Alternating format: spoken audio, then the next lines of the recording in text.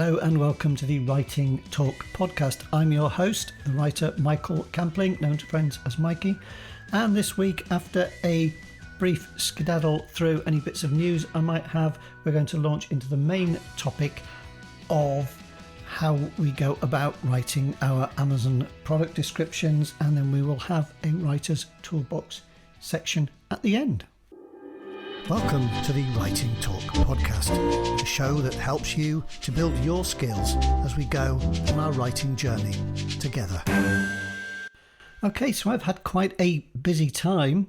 One of the things I've been doing is revamping my, what we might glamorously call my home studio setup. So I've forked out for a new microphone, a new sound interface and things like that.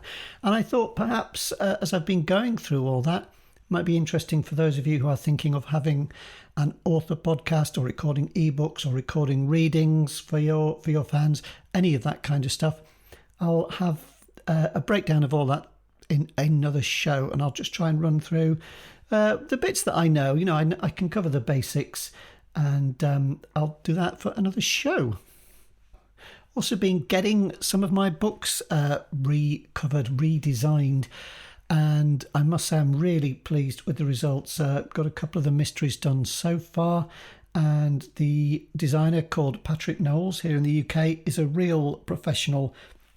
I've done quite a lot of homemade covers before, and although I don't mind sitting down and learning new software, I quite enjoy it, and I've got a certain amount of kind of visual skill. I'm quite interested in photography and design and things, but I'm not a professional. And when you set a really nice professional design alongside a homemade one, it really does make a difference.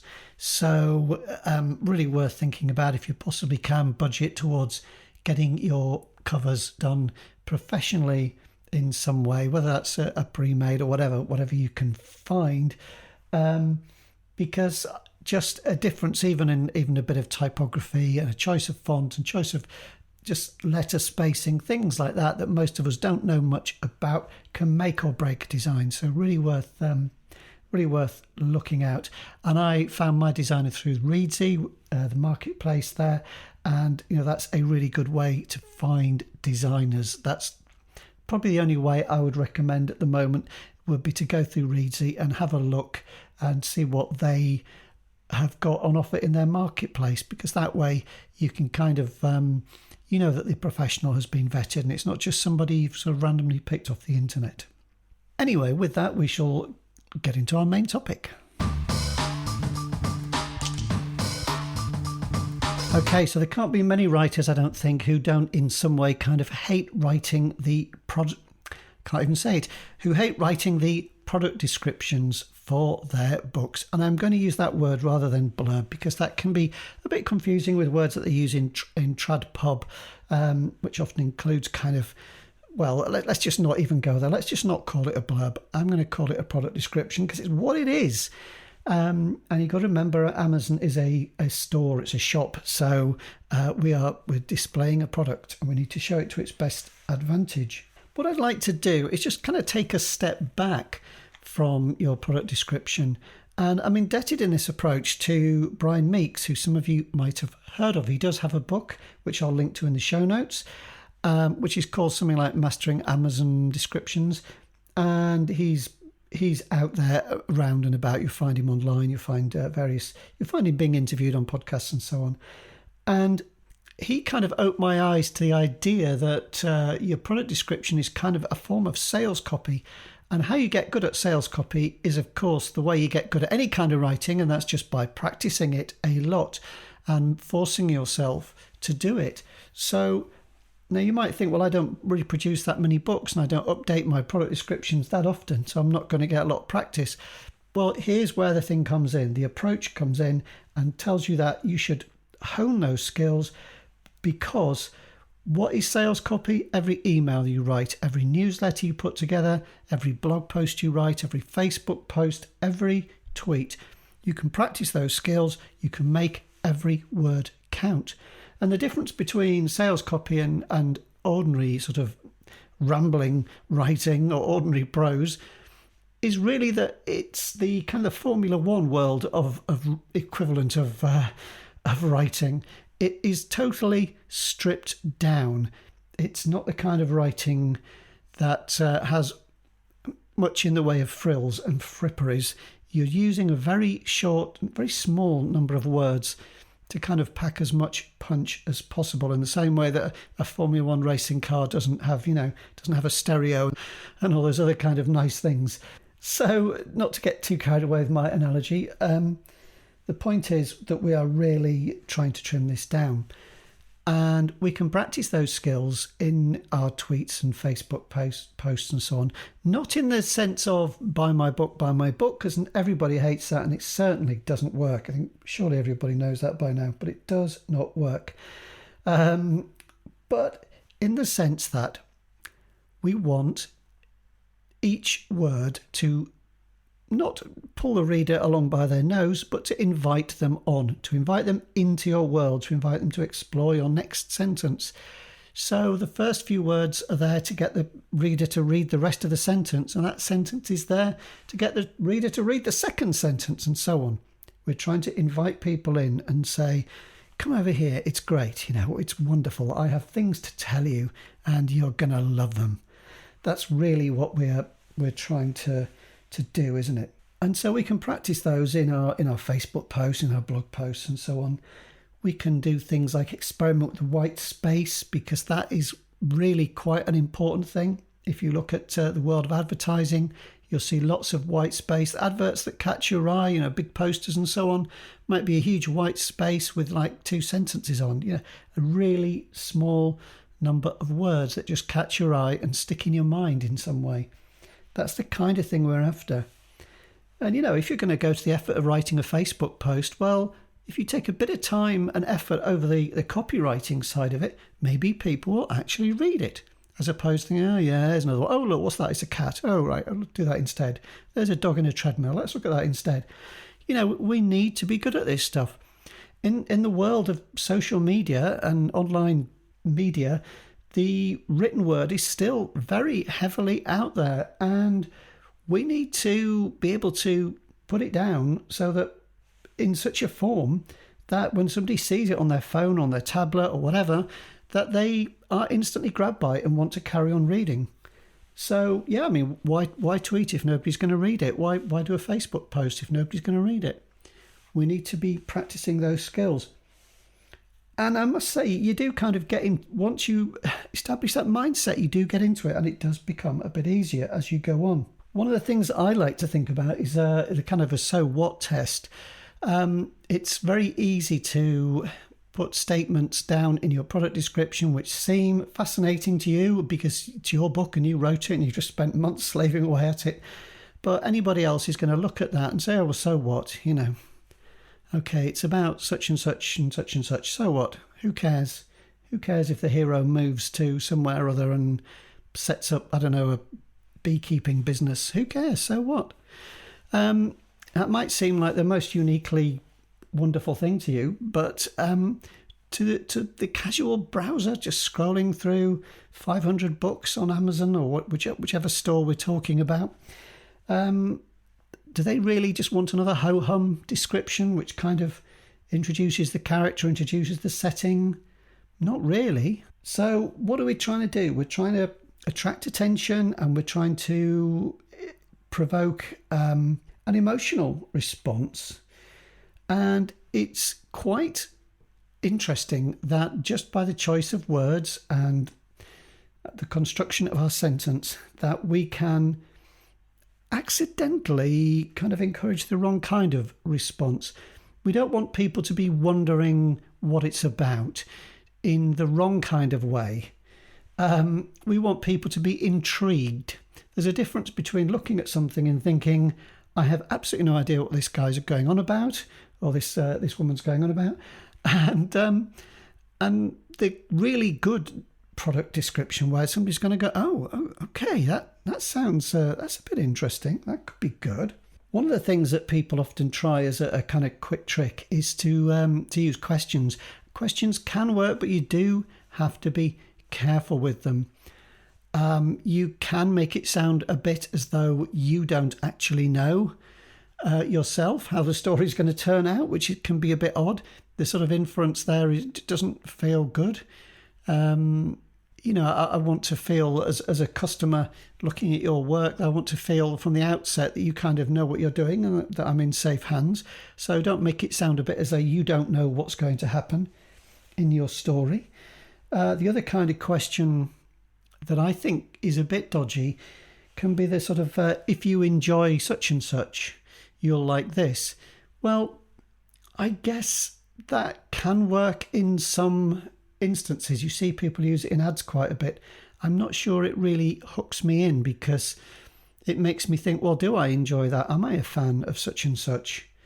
I think, I don't know if I am. And then my brain's immediately gone off in the wrong kind of, the wrong little spiral. I'm going off and I'm questioning my own kind of motives rather than thinking, oh yeah, let's read on.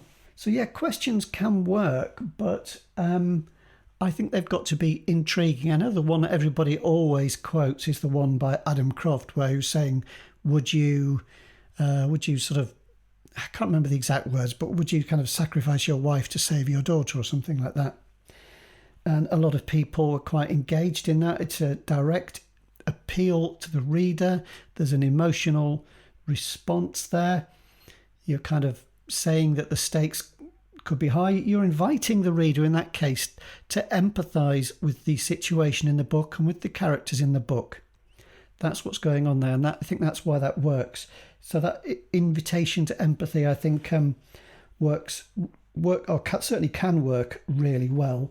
But other kinds of question that just seem a bit there for the sake of it, not so much, because people don't want to be sort of asked a lot of silly questions. It's a bit like, when you get the telesales, you answer the phone and somebody sort of tries to start off with a question just because they have this thing in sales that if they can get you to say yes, you'll sort of be used to saying yes, and further down the line you'll say you'll say something, you'll agree to buy double glazing or something. So those kind of pseudo questions, we used to call them when I was teaching, pseudo questions where the person isn't really interested in the answer. I don't think particularly work that well for people, but appealing to emotions, appealing to their curiosity. We're all quite curious type people, so appeal to that and give people a little, flirt with them a little bit, and give them a shy smile across the room, flutter your eyelids, and say, come on over here, everything, come on in, the water's lovely. That's what we're going for. We're just trying to we're really trying to make it appealing. We are trying to make your product description be like the kind of a wonderful showroom, that kind of experience. We're not talking about the sales till, that can come later. We're not talking about anybody handing over any money. We need to invite them in first with by having a lovely window display to get them into your showroom. A lot of people talk about some kind of quite formulaic one approach, which can work. If you find something that works and it works for your niche and your genre, then that might be worth doing. But just bear in mind that if you're going to do that, you still have to do it really well. You still have to practice at that, because if I don't know, say everybody in military sci-fi or something is using the same kind of product description, and as a reader going through that looking for a new book to read, I've just seen 10 or a dozen books all with very similar descriptions, I'll just kind of give up probably, or go back to picking somebody I've already heard of instead of this new person. So just watch out for that. I think there's a time where you can use a formula, but you still have to innovate within the limits of that formula, because some people say, okay, introduce the character, introduce the stakes. That kind of thing as a general approach does work, but it still needs to be interesting within that, and see if you can do it in some kind of hinting way rather than revealing too much. I would say that I wouldn't particularly try to copy what they do in the world of trad pub, because I think they work in a very different way and in a very strange way on the whole, based on not much at all. And a lot of it goes by the author's name, I think, in the world of trad pub. So that there are lots of really bad product descriptions, and that's not why anybody's buying it. They're buying it just because it's got a famous author's name on, somebody that the public already recognises. And so they can get away with quite a shoddy description quite often, it seems. Of course, they'd sell more books if they worked on their description as well, but they don't seem to get that a lot. One thing that we do in the indie world is we're good at testing things. We're good at thinking, okay, well, how can I check this out? And you see quite a few people out there who will do things like get your product description and put it into something like a Facebook ad and see how it goes, or an AMS ad, and test it out. And that way you can spend $5, £5 or something, and have a look and say, okay, well, out of 1,000 people who've looked at that bit of description, how many have clicked? And then you can try another one and then see if you get, what percentage of people will click through. And that gives you a fair idea, and you can actually test several at once. So it's very kind of time efficient, and it could get you a product description that really works. And I think that's got to be better than just kind of following something that's a formula and then saying job done, which a lot of us tend to do. I mean, a lot of us probably don't spend much time on it, and a lot of us don't spend much time on our copywriting. But I'm going to come back to that because I might be sort of banging on about it a bit, but really it does make a difference. And the things that I found easier were things like, as I went on, my email newsletter became better because I was thinking more about how I was doing it. And after a while, because it's something I do pretty regularly, I found that I was using copywriting techniques without even thinking about it much. So it might be, a short sentence to kind of draw people in, something that kind of attracts attention in quite a nice, gentle way, and maybe gets a nice response. And then I'd leave a blank line, and then I'd have perhaps 2 or 3 sentences, and they could be slightly longer sentences, sort of leading somebody into something. Then I have another space, and then perhaps a short sentence, and so on. And then doing nice little tricks. I find myself doing nice little tricks like opening my newsletter with a remark and then ending it with a remark that ties back to the beginning. So I can say, oh well, I'd better get back onto such and such. And I find that get back to the thing I mentioned at the beginning, if you see what I mean. So you can find these little techniques that will make your life easier as an indie author, just really through practicing, and you will discover what works well for you by just doing it over and over and over. And when you write a Facebook post or a tweet, no matter who it's to, I mean, it doesn't matter if it's to your great Aunt Mildred. I mean, why shouldn't she have something interesting to read? Why not? If we're writers, let's make things that people want to read, that people sit up and say, this is intriguing, this is interesting, it made me laugh, or it made me cry, or it made me think, or we want things to be good, so let's make them good. And by just doing that all the time, we will get better at it, and we'll get better faster and faster, and before you know it, these things will become a habit, and we'll be able to knock off a good book description in no time at all. So practice those skills whenever you can. And just an analogy to think about here, that a lot of us like to over-explain things. We feel that people won't understand, they won't know about our precious project unless we tell them all about it. And I think it's very much like when you make a meal for your loved ones, or your nearest and dearest. I don't know about you, but I really find it hard to stop myself as I give people the food. I find it hard to stop myself from saying, oh, it's this, and I put such and such in this. Oh, but it didn't quite turn out how I wanted. I ran out of paprika, or I forgot to put the garlic in, or, oh, I think I've burnt such and such a bit, or I wish I'd cooked such and such a bit much. I want to over-explain and kind of excuse.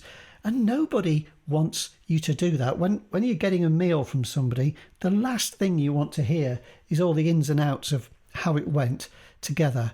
It's just going to spoil your appetite. And yet so many of us do it. We can't help ourselves. we just end up kind of feeling like we've got to explain things. And if you think about the old idea, which I know they still do in some fancy restaurants, of where they bring your food to the table covered in a dome and then they lift it up at the last second and ta-da, bit of theatre, and smoke comes out and things these days.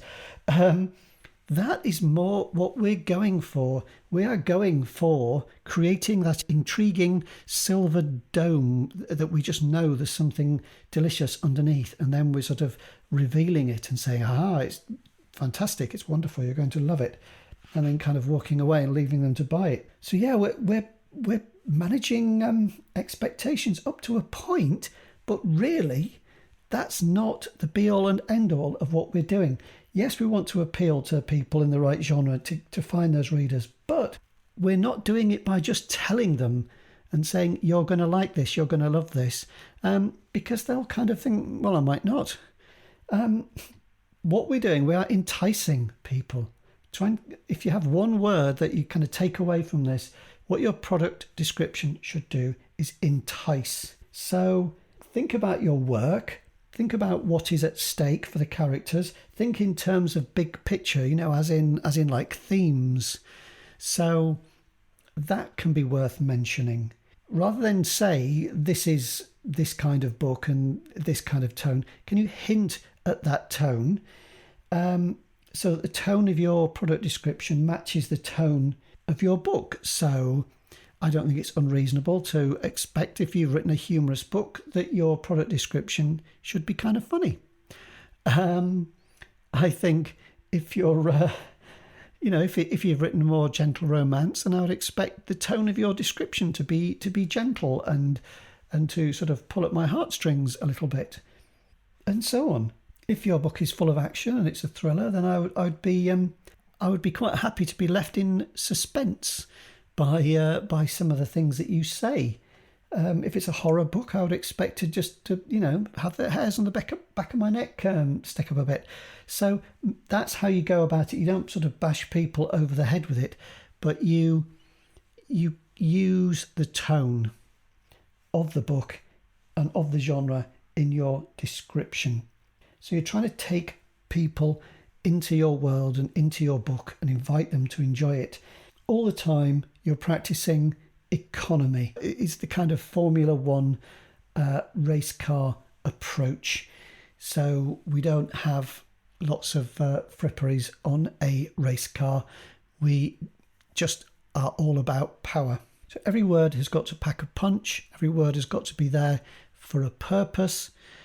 Say just enough and no more. Do not over-explain. And have fun with it. Play around with it. Set aside a block of time to do it, because so many of us rush into a product description, say, there, that's done, thank goodness, hit publish, the book's gone, it's away, it'll be fine. That's what a lot of us do. We kind of think, well, it's taken me so much energy to get to the finish point, I'm at the finish point now, and you haven't quite crossed that final tape. You need to keep running, I'm afraid. You need to keep pumping your fists and go a little bit further, because until somebody hangs that gold medal around your neck, it ain't over. So we need to just keep going. We need to set aside some time, have 10 goes at it. I don't know, that's not unreasonable. Have a good few goes at it, walk away, have a cup of tea, walk the dog or something, come back and have a look at it, or even look at it the next day, and I bet you can improve it.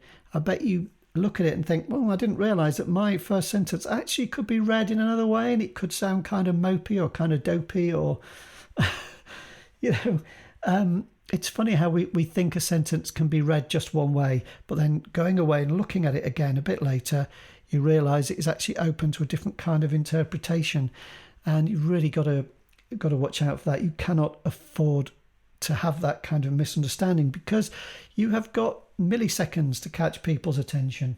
So it's really got to work, and it's got to make people stop and think. As to what is going to work for you, I don't know, because you've got to just keep testing. You've got to keep trying out, and try it out on others as well. If you can perhaps use some of the writer groups or things like that you might be in, and ask people for feedback. that can work. It can also sort of lead you down a garden path. You'd be surprised how good others are at this kind of thing. And because we're all readers as well, so it might help if it's the group is kind of genre specific. But if you're in a group, if you're a sci-fi writer and you're in a group with other sci-fi writers, and you can say, what do you think? This is military sci-fi or whatever it happens to be. What do you think to this? And just see if people say, yeah, I'd read that. Then you know you're onto a winner. And if they come back with a lot of questions and so on, then you might need to go back and have another think. And with that, we'll go on into the Writer's Toolbox. Okay, so in the Writer's Toolbox this week is another little bit of software that I've come across quite recently, and it's called Plotter. So that's Plottr, and I will put links in the show notes. And this is an affiliate link. I did sign up for their affiliate, but it wasn't as if they approached me. I heard about the software, I looked at it, I tried it out, and I decided that it was something I could recommend. So I asked to be on their little affiliate scheme. So if you do buy it, I'll from my link, I'll get a little reward somewhere down the line. It's not an expensive piece of software. It is for outlining and planning, and it can coordinate all your notes and so on together. I have tried various other outlining bits of software before, and I've not really got on all that well with them. But I do think this is worth a good go. If you decide to get it, just notice, please, that although they say you can renew after a year to continue getting updates, the software will carry on working indefinitely. So it is a one-time purchase, and I much prefer that kind of thing. I don't really recommend subscription software to anybody, because if you think about it, over a year, over 5 years, over 10 years, it can work out very, very expensive indeed when you think how much you might be spending for it. So for an initial outlay, you get to keep this software forever. It's quite bright. The guys who have put it together seem to be working on it and updating it, and they've got some interesting ideas with what to do with it in future.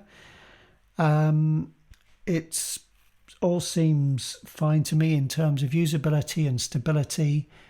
I didn't have any trouble using it. It comes with some templates which you can use or not. It's up to you. You can even use it to kind of add several books in a series, which is an interesting idea. And as I've got a new book to start soon, now that I've finished my previous mystery project, I am going to be using Plotter to have a go at plotting it out, because mysteries are one kind of book where you really need to know who is where and when. And hopefully Plotter will allow me to keep everything neat and tidy and together and in an organised form, which I'm in danger of not doing otherwise. Yes, you don't have to have it. You can get away without it. You can put everything into one big text document if you like, and that can work perfectly well. I don't think you need anything with too many bells and whistles for plotting and planning. I think the simpler it is, the better. And on the whole, I am liking what I've seen so far of Plotter. It seems to fit into that nice sort of happy place in between too simple and too complicated. It seems about right to me. So I would recommend having a look at that and just decide if it's for you. Okay, that wraps it up for this week. I hope that you have found something interesting. Please do consider subscribing to wherever you subscribe to your podcasts. And you can find what we have in terms of resources and so on over at the site at writingtalkpodcast.com. I've just started a page actually for resources, and so I will be linking there to any resources that I recommend, and I'm not expecting there to be a huge number of them, because I wouldn't kind of recommend something that I haven't actually used and experimented with significantly myself. So there'll be a few things on there which I'll be recommending, and I'll probably expand that a bit over time. And they can be all kinds of things like books and software and tools, anything like that. There might be even a few services over there. They'll be clearly marked if they're affiliate links and so on. So have a look at your product descriptions, have a tinker with them, See if they are short and sharp and clear. Do they intrigue? Do they entice? Do they draw us in? Do they catch our attention? Could we just tinker with them and add a bit of white space, add a few sort of carefully judged little words to nudge people from one sentence to the next, while hinting at the genre and at the tone of your book. And apart from that, keep scribbling, keep tapping away at the keys, and while you're doing it, keep smiling. Thank you for listening, and goodbye.